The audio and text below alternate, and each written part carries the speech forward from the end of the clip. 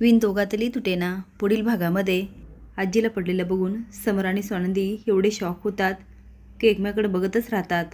मल्लिका नाटक करायला लागते, आई आई, पण या अशा कशा पडल्या?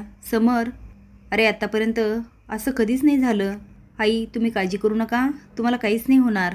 आता ते आजीला हॉस्पिटलमध्ये घेऊन जाण्यासाठी पटापट गाडीत बसतात. पण मल्लिका आपी स्वानंदीला काय बसू देत नाही.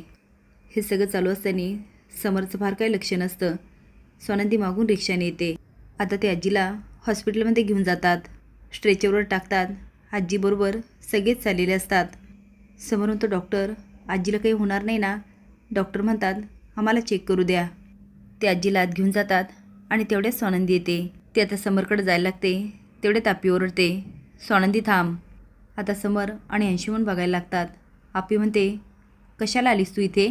तुझ्यामुळे आजी जिन्यावरून पडली आहे. बोट करत म्हणते तिला जर काही झालं ना स्वानंदी, मी तुला सोडणार नाही या.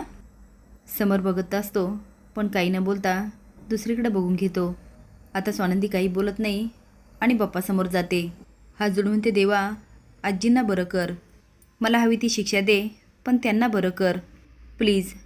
आणि आता स्वानंदीची प्रार्थना फळाला येते आणि आजी डोळे उघडते. आता डॉक्टर सांगतात पेशंटने डोळे उघडले.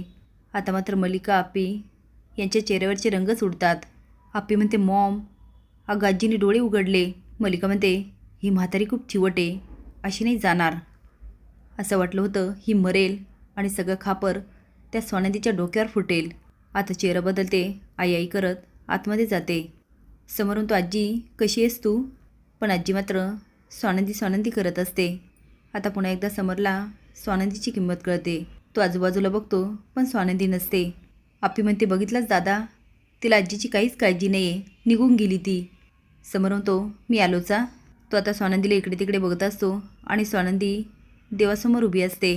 हे बघून समरला स्वतःची लाज तर वाटते, पण मेल्याहून मेल्यासारखं होतं. कारण त्याने स्वानंदीवर अविश्वास दाखवलेला असतो.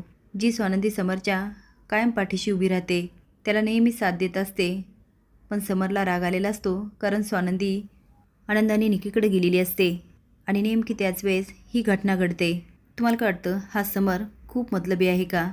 हे कमेंट बॉक्समध्ये नक्की सांगा. नवीन अपडेट जाण्यासाठी लाईक आणि सबस्क्राईब करा. धन्यवाद.